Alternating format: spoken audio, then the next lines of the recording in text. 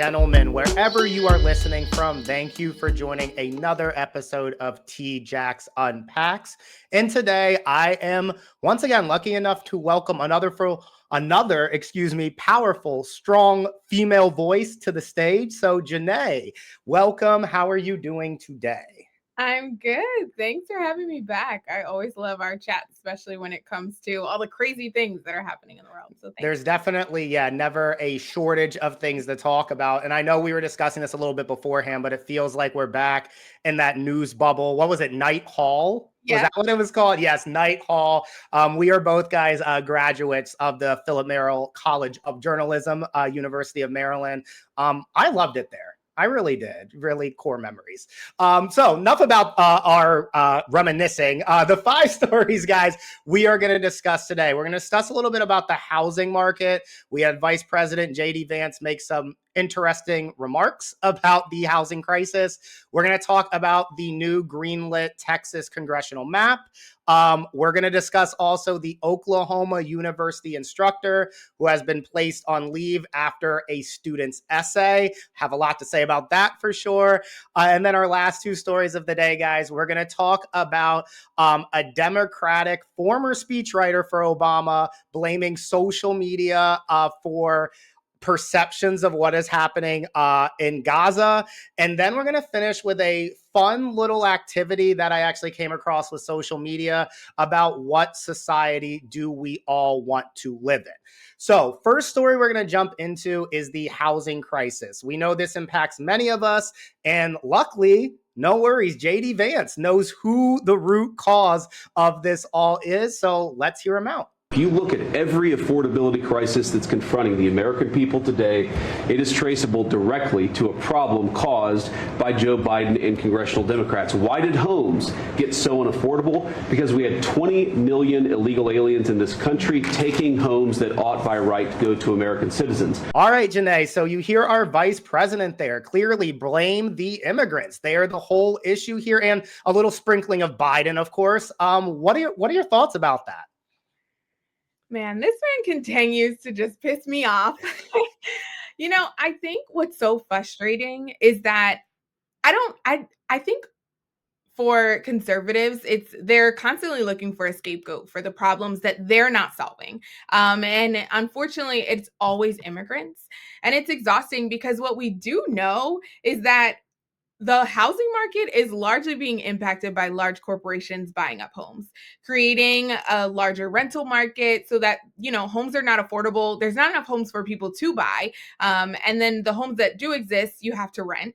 And so it's just exhausting that there's like this, they're trying to paint one story to people when we know that it's a lot more to it.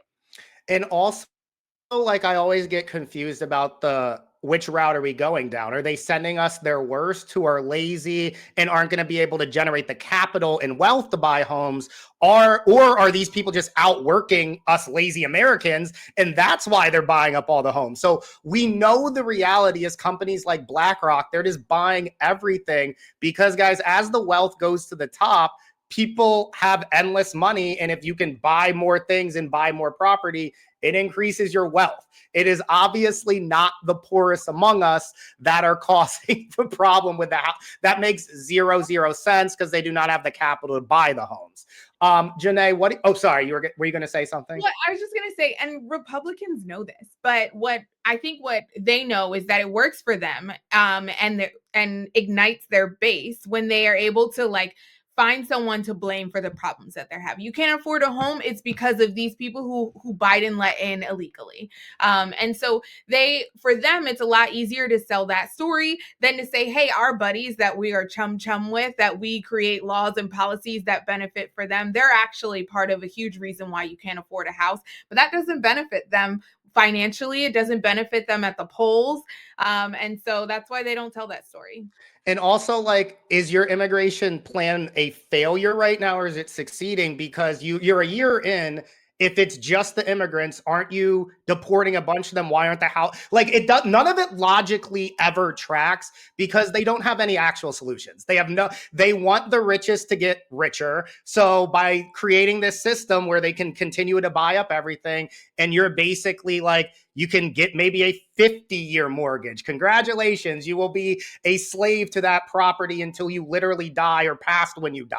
It's just, there's no actual solutions for like young people, like 20-year-old couples, 30-year-old families to like start what we used to think as the American dream. There's no, that pathway is just like littered with cobblestones and debris and like broken infrastructure now.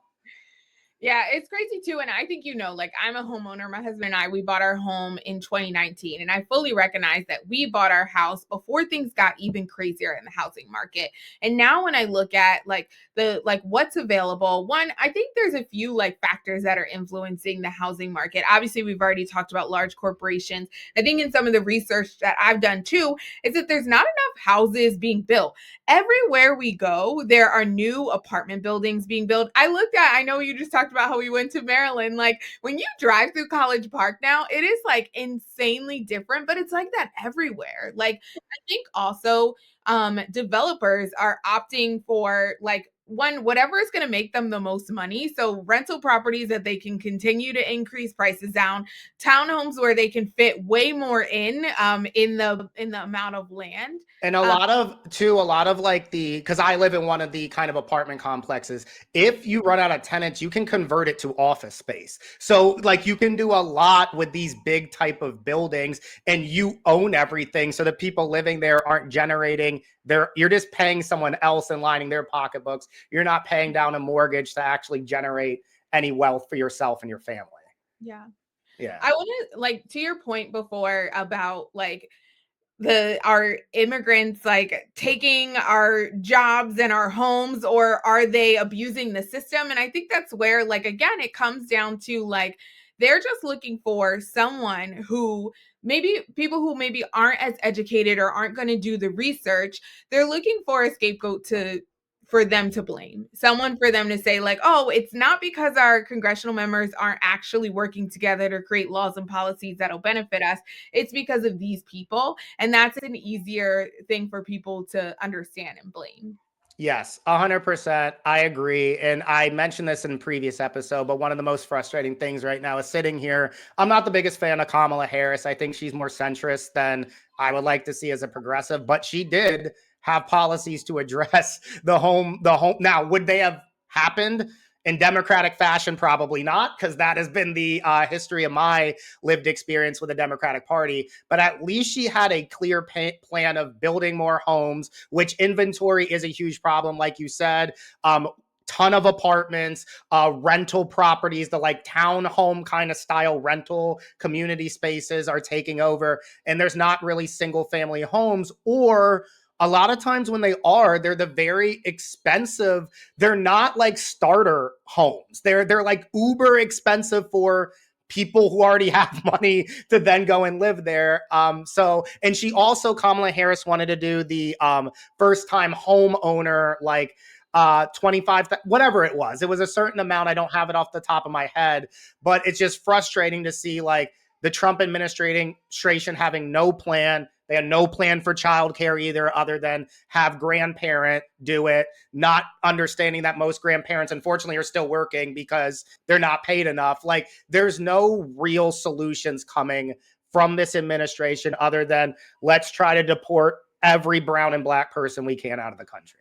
Well, yeah, because creating policies and laws that benefit like their most vulnerable, the middle class, is not what they want to do. That's not they have done nothing but try to line the pockets of billionaires. Mm-hmm. I know we've both talked about, and I know we kind of touched base on when Bernie and AOC were on their like oligarchy like tour and kind of doing that. And yeah, so yeah. I don't know. No, it's just very frustrating. And I hope like this is a podcast for the everyday average person, guys. And like, It's not the immigrants. It's not the person down the street selling tacos. That's not the like, that's ridiculous. If you are still thinking that, and that's why you can't buy a home, that's insane. It's the cash offers. Like, speak to anyone who's in the market trying to buy a home. You will likely hear they tried to buy it, but then someone else came in with a cash only offer. Yeah. And that's not an immigrant doing that, guys. So like maybe it's like Elon Musk doing that, like someone like that kind of immigrant, but it's not the immigrant you guys are thinking about. So, but yeah, that is just, I don't know, more non-solution oriented content from the Trump administration. That's going to lead us into now our second story, which deals with a recent Supreme Court decision in how it's impacting the Texas congressional map. So the Supreme Court, so briefly, Texas, the gerrymandered map was put on a pause, but now the Supreme Court and a federal panel said that it can be used now in the upcoming 2026 election.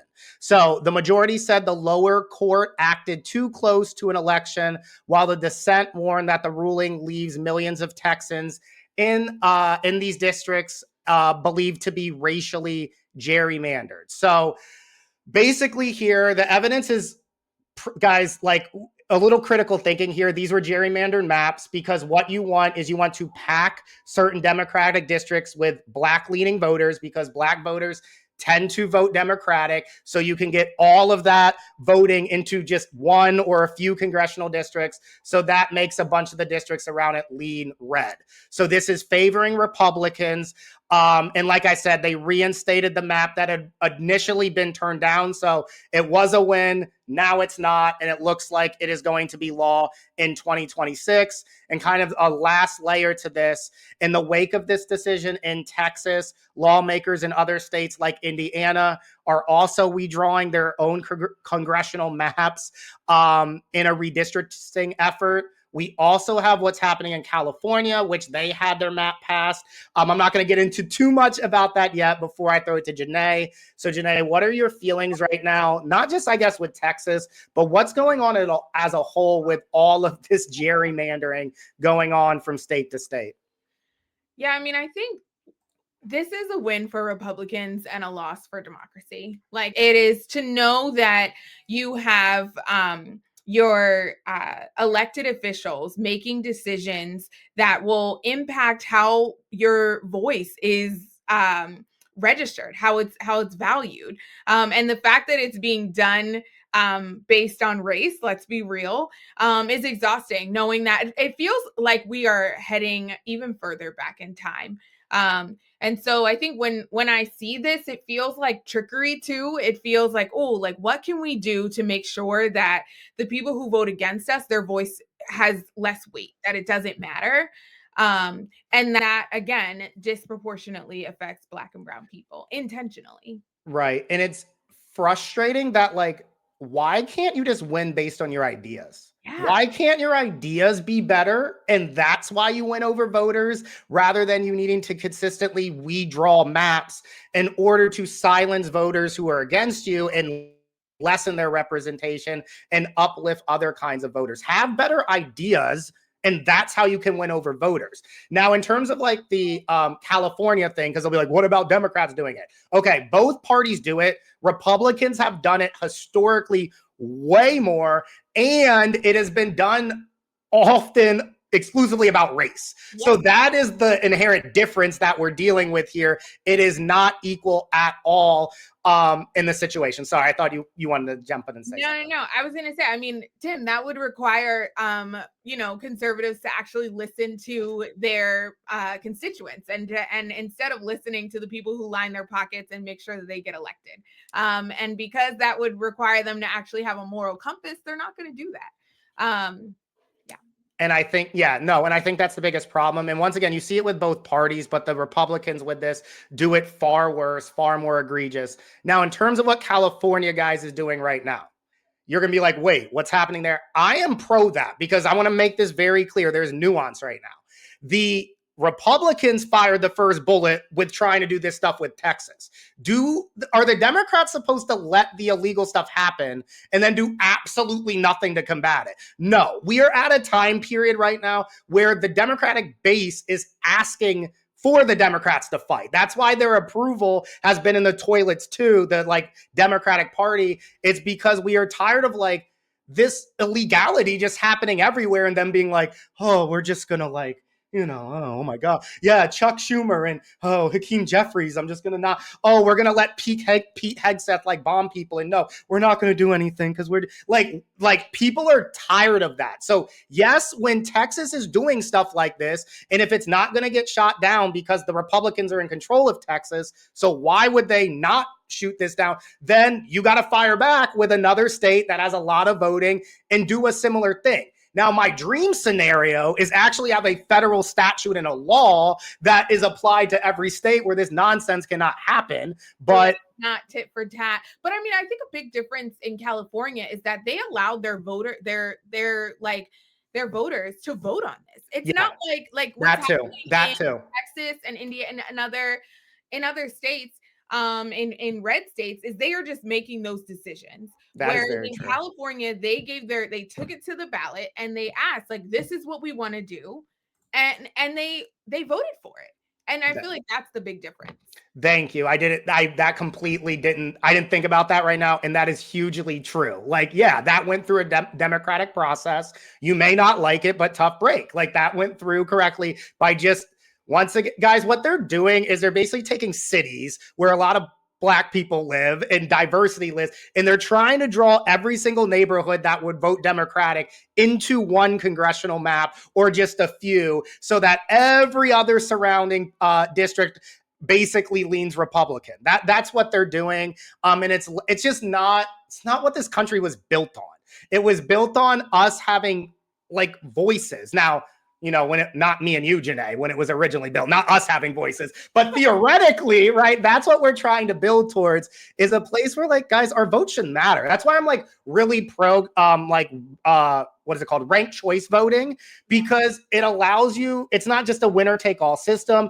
It allows you to be like, all right, I actually like this person second, third, and it would also allow for a third party candidate to actually be picked. So I would like us to move more towards that, less of this nonsense. And we will see what this looks like, because Texas has always been on the cusp of turning blue, theoretically, like year to year. Like, we'll see. I never know if that's just like us, like hope it. Just hold it tight. But a lot of what's happening with Texas is their population is changing a lot, because a lot of people are moving in for like affordability and different reasons like that, because of their like tax system. Now, part of what happens with the tax system then is when like the electricity goes out, you don't have the infrastructure to.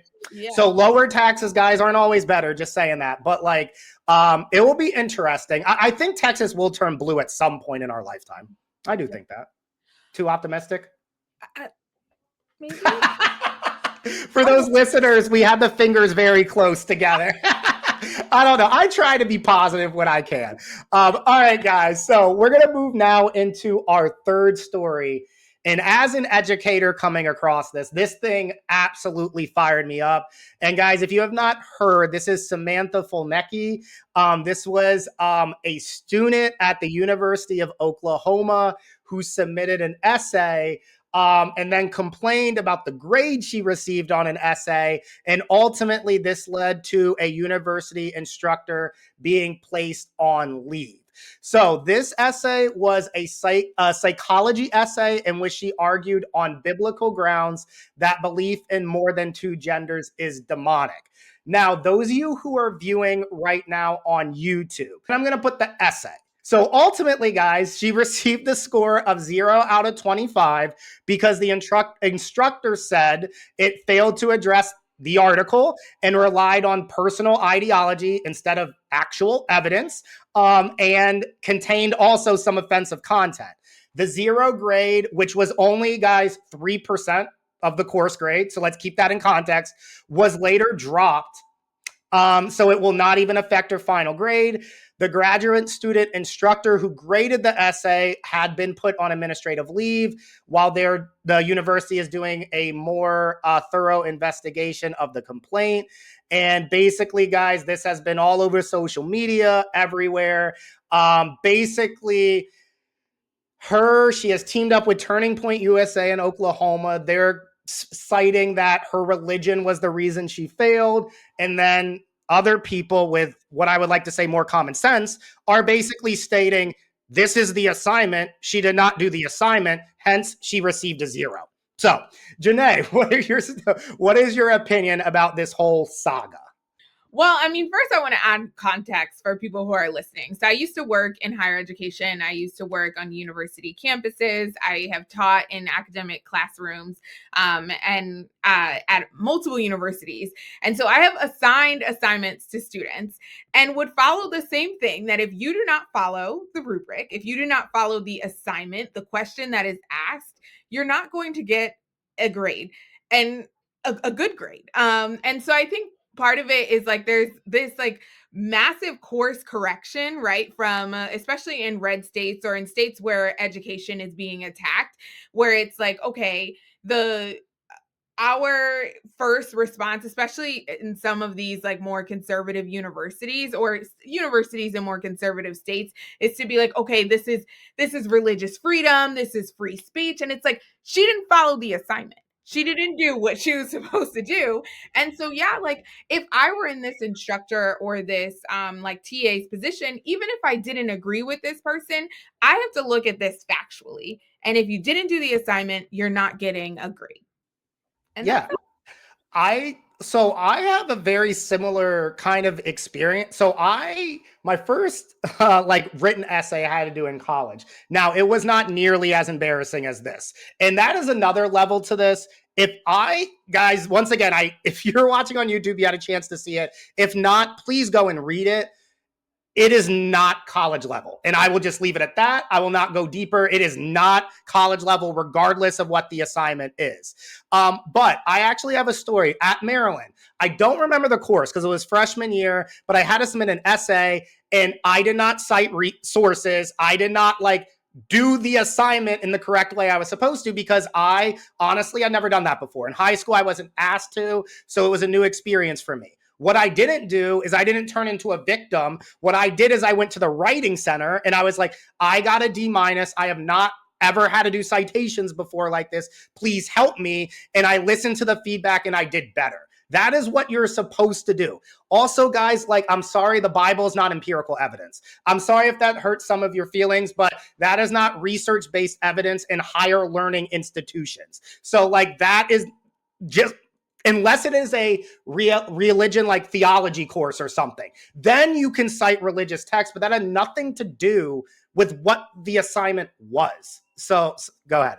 I think this would be different too if we were in a classroom. You know how you're in a classroom and you have a discussion, and maybe this came up and the student was talking about it, right? That's where I think religious freedom is protected, right? Obviously this person shouldn't be saying anything offensive to people that are in the room, but if they have a belief, they should be able to communicate it. But if you are not following the assignment, if this is not what was asked, and in my opinion, obviously I do not know this girl from a can of paint, but I would think that by writing this, you are looking for a reaction. You are looking because you can follow instructions and see what is expected of you in this assignment, but instead you are looking to see okay, how can I push buttons? I think that is a spot on characterization. So that's a difficult word. A lot of syllables, guys. Because you see the fallout from this. Yeah.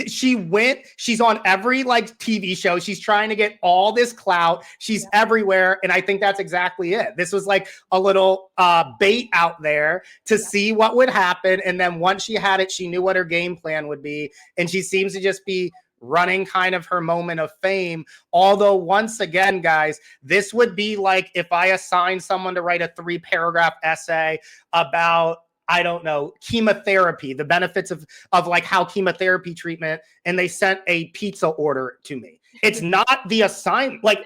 It's not what was asked to do. So if she's not doing what was asked to do, you're going to get a 0. I don't understand why it's more complicated than that. I do. It's because the victim blaming, they want to like bring religion into her. This has nothing to do at all with that. And like, I think there is the love to be the victim. Like, I think for a lot of people, it's easier to be the victim than to be like, oh, I didn't do what the teacher was asking me to do, so I'm going to work on being a better writer. I'm going to put forth the effort to do better. No, I'm going to turn into a victim, complain all over the place, because that is an easier thing to do than actually do better. Yeah, and be held accountable. I think that this person, right, probably also sees that like there's a lot of people who think Christianity is like under attack in our country. And it's we could go down a whole rabbit hole on that as someone who was raised in a Baptist church too. So I think for them it feels like an easy an easy audience to like get on her side, right? Of like, oh, like, you know, like rally the troops. They're coming for us again. And like, it's like, no, girl, you ain't do the assignment. Yeah. Right?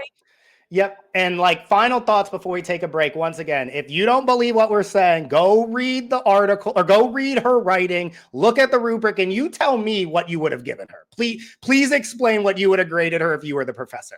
So on that note, we're going to take a little break and we're going to come back talking a little bit about social media. And then we're going to finish with kind of a fun activity I saw on social media as well, which is like a society you want to live in activity. So we'll be right back. All right, welcome back, ladies and gentlemen. I am here once again with Janae today, a former Maryland. I know we weren't working for pay, but I feel like we were colleagues in that news bubble together. Is that fair? Yeah, late nights, audio, video editing, all that. Yeah. I remember the worst part was when you didn't have the correct footage, but the assignment was due the next day. So it was just like, it's going to be blurry. It's just going to be what it is. We're going to work with what we have. Yeah. So I still remember like shooting a stand-up, and I think I was wearing like a jean jacket and getting yelled at by a professor about that. Like, is that professional? And I'm like, this is what I had. I do want to shout out Maryland. They did prepare us. I also remember that one class where we had to type the stories and we couldn't have one factual error or a typo or we got a 0. Yep. So they did prepare us. It's weird. We're seeing what's happening in journalism at large, and it is absolutely nothing that what we were taught at the school. Yeah. Like, journalism is not happening in the media, and at least the big news corporations is not really happening. But all right, guys. Moving forward here, we have a story where we have a Democratic former speechwriter for Obama blaming social media for people's reaction to the genocide in Gaza. So I'm going to play that clip now. You have TikTok just smashing our young people's brains all day long with video of carnage in Gaza. And this is why so many of us can't have a sane conversation with younger Jews, because anything that we try to say to them, they are hearing it through this wall of carnage. So I want to give data and information and facts and arguments, and they are just seeing in their minds carnage, and I sound obscene. So when on TikTok all day long they see powerful Israelis hurting weak, skinny Palestinians, it's not surprising that they think, oh, I know, the lesson of the Holocaust is you fight Israel. You fight the big, powerful people hurting the weak people. So, ladies and gentlemen, that right there is Sarah Hurwitz, and I'm going to kind of quote some of the things she just said there. So she said, you have TikTok just smashing our young people's brains all day long with video of carnage in Gaza. Anything that we try to say to them, they are hearing it through this wall of carnage. I'm sorry if this is a graphic thing to say, but when I'm trying to make arguments in favor of Israel, I'm talking through a wall of dead children. My reaction to that is, yeah, that's the exact problem. Janae, what are your thoughts about that? I mean, why are we making arguments in favor of Israel, knowing what we know now? Like, I think it's very clear that the younger generation is much more in tune with what's happening in the world because of social media. And there's pros and cons to that.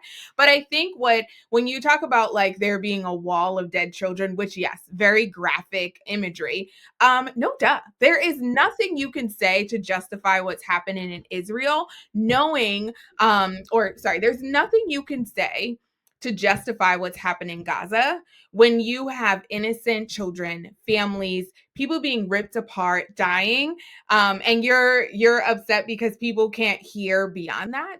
It's just what I took from this is you are upset that now with social media and what we have, you can no longer hide the reality from the public, right? That's what I took from that. Like, yeah, Hurwitz, the exact issue is there are dead children, and that's why people are upset. Yeah, that is the inherent problem, that we are not okay with Israel constantly just bombarding Gaza.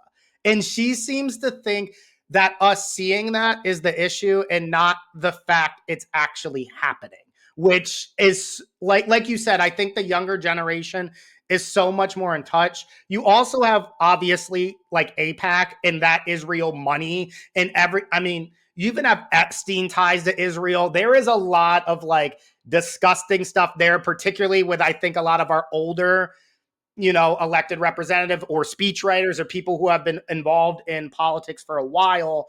But yeah, you are trying to talk through a wall of dead children, and that is the exact issue here. And I know, Janae, there are some, like you mentioned it a little bit, there's some drawbacks to what social media, is doing to kids. And you mentioned like Australia a little bit to me off air and that social media ban. So I want you to kind of discuss that a little bit in relation to this story. Yeah, so it's funny.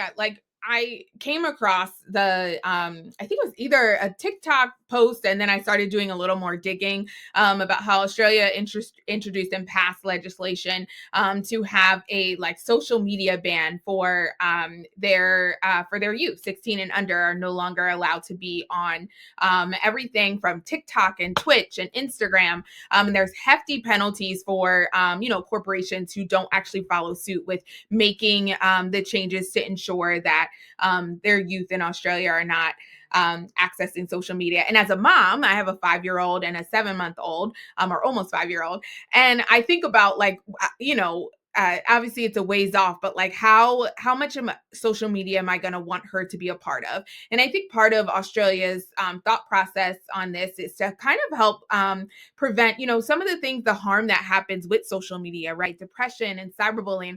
But then sorry, not to interrupt, but there's almost like a direct correlation between use and depression and like unhappiness. So kids who are on social media more, and people, I think this also traces to adults who are on social media more, tend to be unhappy versus people who are off of it. Sorry, I didn't mean to interrupt. But No, you're fine. It's actually, it like makes me think about, I think it came out that Meta had done like a study on like how their platforms impact people in depression, and then they stopped doing it once they realized it was not going their way. So, um, but with Australia, and so one of the things that I kind of had some dissonance, right? Because I was like, I think that there is a need to protect our youth, but then you have the flip side of this with Sarah Hurwitz, where it's like, no, but the youth also need to not be lied to. They need to also get real information and real stories, and that's how people have learned most about what has been happening in Gaza, is the videos and footage that have been uploaded from people who are on the ground, whether it's journalists or people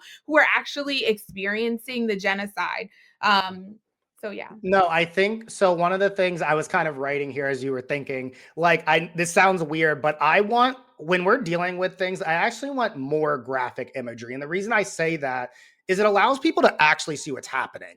I don't think it does us any favors to hide from the realities, for instance, of school shootings and what that does to kids' bodies. I think the more we actually tackle with that, and it's mentally difficult, and that's why there needs to be levels to it. I'm not saying go insane, but like I listened to a podcast, for instance, called "This Is Actually Happening," and it's people going through real accounts of like tough things. But what it does for me is it grounds me kind of in this fight for equality and justice, because you're hearing what people are going through and you're facing the reality of like, what does it look like to live in an abusive relationship? Like what, all of these really tough things. And I think when we shield ourselves from that, and I get why, because you cannot just expose yourself to, abuse case, then, sexual, like all of this stuff. But like, when you completely detract from it, it doesn't allow you to understand the like grim reality of what, for instance, not having abortion access. What does that look like actually? My hope is that by having more graphic imagery or getting to like understand something deeper, there's less desensitization. Desensitization. See, more syllables. Big words, big words. I mean, I think that is I what happens is people feel so disconnected, right? Like Gaza is so far away. And so if you are just hearing, if you're just seeing headlines, if you're just hearing this is happening and not seeing it and not actually seeing what it looks like for someone's community to be completely decimated, what it looks like to see children like begging for food and missing an opportunity and not knowing when the next is going to come, then it's easy for you to like disconnect. So I would have to align with you, even though it can be hard to digest and take in, like being able to see things more visually kind of helps you understand more like, no, this is serious. Would we know who Emmett Till was today if mom didn't make that decision for that? The reason that stuck with us is people saw when people are getting lynched, that's what it looks like. And that like elicits change. I think I read this. I want to confirm this. I'll do some research and post something on the screen with this. But basically one of the things when they were pushing like anti-abortion rhetoric, like pro-life, which I disagree with that language because you don't take care of the kid when they're born. But that rhetoric came from a lot of like abortion imagery that people were seeing, and it was like that really pushed that narrative of like, ooh, this is a really bad thing because they're seeing like fetuses and things like that, and they're throwing that imagery out there. So I wish we could use that for stuff that would make a society better, and not limit women's rights, reproductive rights, which is what that did. But I think once again, when you face the reality and you grasp with that and you tackle with it, it's hard not to come out on the other side with a little empathy, at least for what is going on. Yeah. And then in terms of the social media ban, so I work with a lot of people around the age who use social media. And I would say with what Australia is doing, and I know a lot of countries are considering this, I feel like it has to be done if the social media companies themselves aren't going to do anything. And my actual solution would be to have principled people in the heads of these positions where they're like, no, kids can interact through online, through social media in a productive way because we put all of these protections around, but that's not the reality. What they're doing is they're creating content so the kids will stare for the entire day, literally, until their brains rot. It's not producing a conducive environment. It's producing a toxic environment. But I don't know. I'm an optimist, Janae. Like earlier with the Texas, like I just wish we had actual good people in control of this. So yes, there can be Instagram for kids in an actual like protected way that's highly monitored, as opposed to no, we want to make money from kids using in an unproductive. Go ahead. Sorry. No, sorry. I was gonna say, I think the challenge is for companies, it is not benefit them to like limit their audiences. Yeah. Right? Like they make money from part of it is obviously the users that they have and how they're able to, and probably for some of these companies selling our data. But I think I think that for them, they make money by from ad revenues, from companies knowing how many people are, but and to know like, hey, your target market of these 8 to 16-year-olds, they're on our platform and things like, and so it doesn't benefit them to restrict it in any way or to add those protections, which is why they don't. And so you're right. I think it's up to like, instead of sending and spending our money on things like a genocide and spending our money on different things, it's like, how about we actually create policies that are benefiting our youth then? And I think that leads really nicely, Janae, into our last story, because I think like as we transition to this, I've been thinking about this a lot.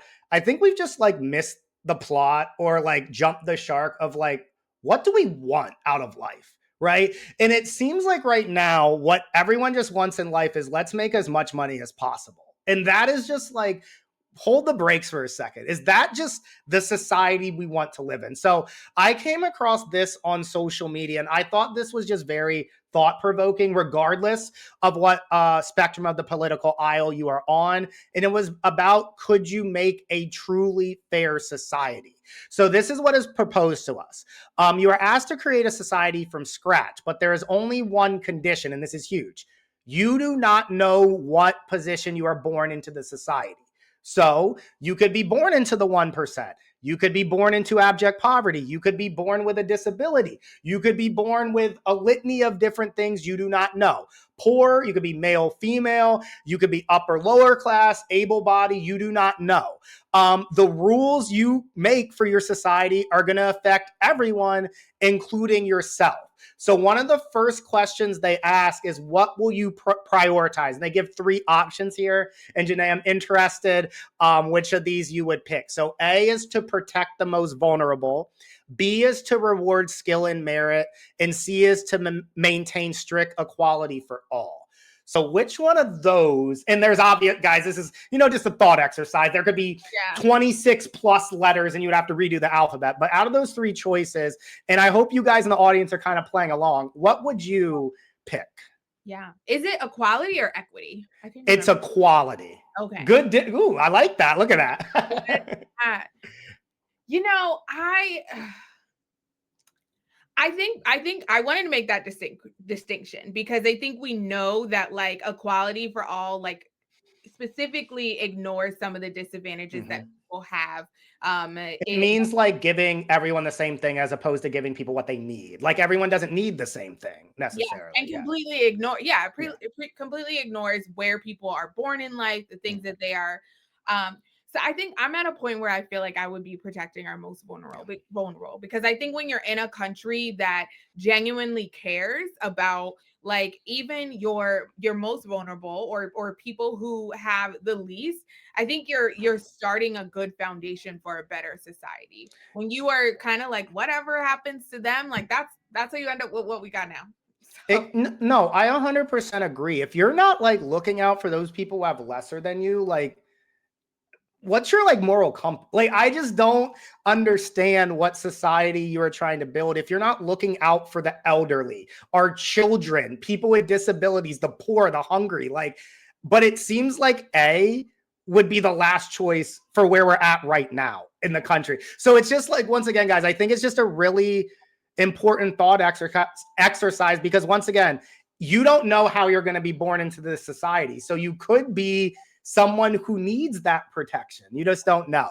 So ultimately, guys, this concept originates, this is a philosopher, John Rawls, who poses a profound question overall, which is how would a fair society be structured if individuals did not know their social position or natural advantages? And he called this method the veil of ignorance, a mental device designed to remove personal bias and encourage impartial decision making. And I think, Janae, I know we talked about this a little bit. And like I look at a lot of things like a pie chart because I think that allows things to be more nuanced. And like hard work is part of the pie chart of life and how you get to where you want to end up, like doing well in school, right? Working hard, working extra hours, unfortunately, in this capitalistic society we work in. All of those things like help. But that is a small slice of everything that ends up leading to where you are at. So I think this is just a really good thought exercise to eliminate some of that ignorance we may have to the things that allowed us to get to where we were at. Yeah, I think what I like about this, and I wish that I was like in a sociology, or maybe this would be a philosophy. Like, Janae, one thing, youth is definitely wasted on the young. Because I remember when I was in college, where we could have had a lot of these conversations. We had them sometimes, but like you're 18, 19, 20. You're not like usually ready to delve into conversations like this. But I wish right now, like I had where I was at now intellectually to then go back to college and have these kind of conversations. Yeah. I think the thing that came to mind too, when I was like flipping through the slides of this, is I have a special needs sister. So she's developmentally delayed. And I think about how this world is not set up to support adults with disabilities. Janae, kind of relate to that when we were in college. I did probably the best piece I did in journalism sarcasm was on a coworker when I was working in DC, and he had to navigate to work and he was in a wheelchair. And it was just like so profound to be like, his commute just to get here is insane. And my able-bodied self does. I just sit like slumped over asleep basically and get to where I need to go, where he has to make all of these active, like, he has to wake up way earlier and do all these things. And like, when you're just don't talk to people and you don't experience that, you can just be very ignorant to the life certain people have to live. Yeah, I think that's why we talk about how, like, you know, I know privilege has historically been like a very like scary word, especially for people who prefer to be non-woke.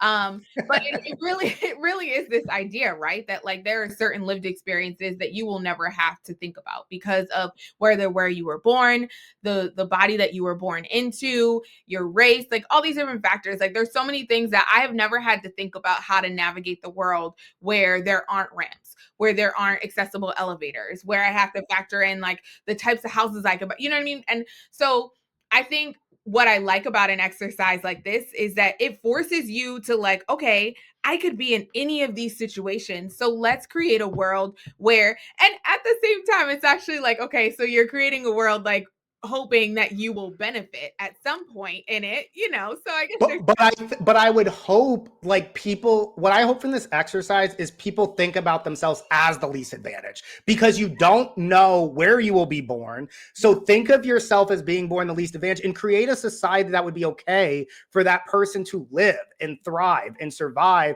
And it also just, when I do thought exercises like this, I then compare it to the world we actually live in. And then I think like, why are we not striving for these things? And like, what is going on? And like I said, why have we lost the plot where we're objectively not protecting people who are most vulnerable? We're not. We don't even have universal childcare. So when the most vulnerable, when you're born, there's not even guarantee your parents will be there to help you because they got to go to work. Like, we're not doing that. We're not I think our elderly, actually, the boomer generation is actually doing pretty well, at least financially. But like our healthcare system, which is he asked a little further questions here. So healthcare, should it be universally accessible or only available to those who can afford it? In the United States, it is currently only available to those who can afford it. Is that the society that we should live in, where poor people we know will just die earlier, they'll have less access? Like, that is the reality we live in, when I would think most people would want everyone to be taken care of. I would hope. I would hope so. And you know, you said something earlier about how like where everyone is so focused on making the most money they can. And that always mind boggles me because you don't get to take money with you. Like when you die, you don't get to take it with you. Yeah, maybe you get to like leave it to like, you know, the people after you or your like next of kin. But I like the fact that we've gotten like straight so far that like one with having billionaires, which we've talked about, there's like no ethical way to be a billionaire. I think I've gone to the point. So I posed the question before, and like with new information and talking to new people, my opinions change. I think that should be everybody. I don't think there should be billionaires. Yeah, I was before like I think there should be, and it's just because once again you're losing the plot of what society is about. Society is like, if that money is not benefiting that individual, which all research shows, once you hit a certain level of wealth, you actually get less happy, or at minimum, your happiness doesn't increase. So you're just hoarding these resources when people at the bottom end of the spectrum are legitimately unhappy and starving and struggling. And those people are usually part of the workforce that has helped generate your wealth. It's just like why wouldn't you want the money to be redistributed where that person at the top would feel no different? Everything would be the same for them. They would fly on as sorry. Yeah, it's a drop in the bucket. It's pennies. Like they talk about that, like how you know, Elon Musk, for example, like being able to solve like homelessness in our country. Imagine, Janae, imagine you had that much money to be able to solve problems and you just didn't. Yeah. Like you just don't. Like that to me is so mind-boggling. Yeah. And no, instead you just look for more ways to like mess up the system. Yeah. And then the other two, like this is a deeper thought exercise, but the other two, other than healthcare, he also throws here are education. So he said, should the best schools admit students solely based on merit, or should access be equitable, for instance? I mean, my opinion, everyone should have access to an equal education. And some of the countries that have the best education systems, they don't have any private schools. They only invest publicly because there's an understanding, A, it's for the public good for every citizen to be educated. We don't seem to understand that in the same way. And also, what happens when there's only public models, the richest people invest in the public model. And it benefits everybody. When you have a continue privatized model of education, the money flows to those private institutions and the money is not distributed evenly or proportionally. So then often you're left with schools underfunded. Yeah. And then it creates more of a wealth disparity and then gaps in education because we could definitely. Sorry, you know that I can speak about education to the end of time. And then a whole post on our education. Yes, we need to. And then another one he posed was like taxes. Should everyone pay the same or should those with more resources contribute proportionally more? So that's like a flat tax versus like a progressive system. I am definitely... Guys, people with more money should pay more because like a lot of where their wealth is coming from is from other people and they're being paid disproportionately less for their services and the money is just trickling up to the top. If everyone underneath who they're employing stops working, their wealth goes to nothing. Like, I don't, people who are against that, it mind boggles me because I'm just like, why? And it's usually people who stand to benefit the most from that, like that type of a tax system. Like, yep. No, I agree 100%, but I do, once again, I'm going to be a little optimistic here with the oligarchy tours, with the town halls we're even seeing in Republican districts. They are screaming tax the rich. That's like one of the phrases that is being said universally across the country. Because I think like there is a breaking point where people are seeing all the money go to the top where they're like, this is not sustainable. I mean, we're reaching late stage capitalism where, you know, people have multiple yachts and multiple jets. And then we have hundreds of thousands of homeless people on the street simultaneously. You like living in a society like that, there's going to be a breaking point because people are going to like be desperate. And then, I will say in some ways, like it's funny, I had friends over before Thanksgiving and I told them like, I was like, I feel like I've become so radicalized and it's like, I get very frustrated and it's feeling less red versus blue and more top versus bottom. No, for sure. Yeah, for sure. Like it's the billionaire class and their media propaganda machines that are convincing a lesser percentage of us, but enough of us that there's not enough change that like they merited it or they earned it or tax is somehow theft.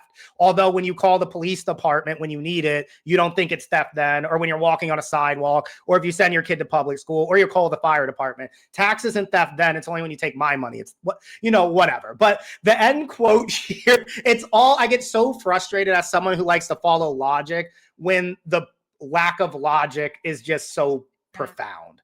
But he ends kind of with this quote, and I just agree with this so much. A just society begins when we imagine it from the perspective of the least advantaged, right? That's what we should be thinking about. But right now we have it completely on its head. How can we pass legislation to give tax cuts for the rich? How can we help corporations? How can we have private jets as tax write-offs? Like that is what we are dealing with right now. I think it's too because our elected officials are part of that class because they stand to benefit. I don't want to say the most, but they stand to benefit when they're making decisions that benefit the rich because they are rich because they are able to like trade stock in the stock market and they are able to make decisions.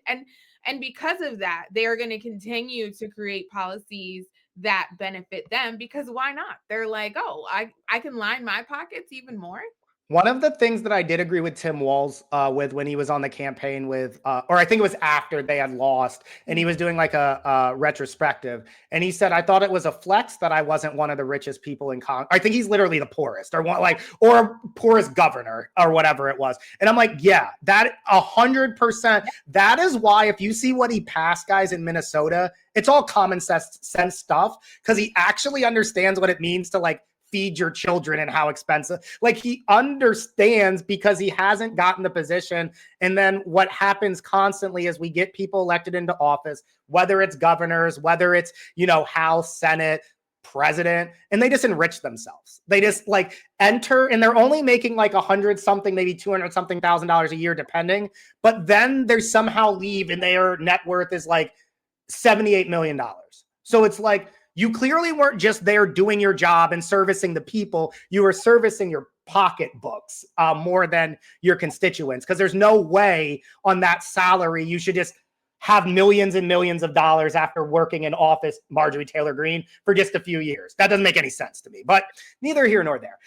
Any final thoughts on this thought exercise, which I just think is a really valuable experience for really anyone to do, regardless of where you're at on the political spectrum? Now, I think I just appreciate, like, especially as being so far removed from college, like, I feel like I don't get enough time to really, like, think about something in like, this felt, like I said, like an activity that you would do in a classroom. And so to me, like, I wish I was still teaching on college campuses, because I feel like I would want to bring this to students. I know what we said, but, do we have kind of the, the knowledge that, or, at that age? But yeah, no, I just appreciated being able to really think about it. Yep. And guys, do this for yourself. Think about other programs, like, for instance, our criminal justice system. Think about, you can apply this to a lot of things. What should that actually look like? And are we doing that? Are we meeting that? Or are we in a capitalistic hellscape where everyone's just trying to make money? Think about that. You make your own decision. I have my opinions. All right, Janae, we are going to finish today now with our vibes of the week. So if you are not ready, you got to think of a song right now. Are you ready or no? Because I can go first if you're not. No, I'm not ready. Okay, so go to Spotify real quick, see what you've been listening to. It cannot be anything on like the Fisher Price playlist, or no like Bluey intro music, none of that. So for me, what I've been listening to recently, it kind of sparked from the Stranger Things. Oh, did you watch Stranger Things? I haven't watched it yet. Yeah. Ooh, buddy.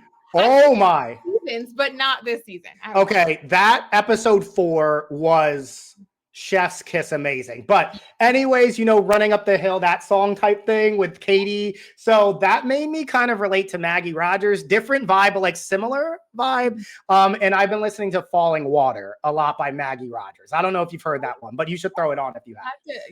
Add it to the... Janae, was my white side coming out of me. That's that song. So that's why you haven't heard that one. What is your vibe of the week? Oh, what is my vibe of the week? That's such a good question. Okay, I know this feels like late, but have you heard like Olivia Dean's Man I Need? Like, I still have been playing that song. You ever heard that song? No, I'm washed. Is it new? Maybe this is my like white side coming out. What is this? Olivia, is that I don't even know who that is. Yeah, you have to listen. It just gives me like skipping in the rain, like sunshine vibes. Like, if I need, like, it's a song to play like while you're drinking your coffee in the morning, and you're just like, it's a vibe. What is it called again? Olivia Dean, and what is the song? Man I Need. Thank you for watching and being part of a growing progressive community. Please make sure to like, share, and subscribe. And if you have the time, check out some of my other episodes you can see around me. Thank you.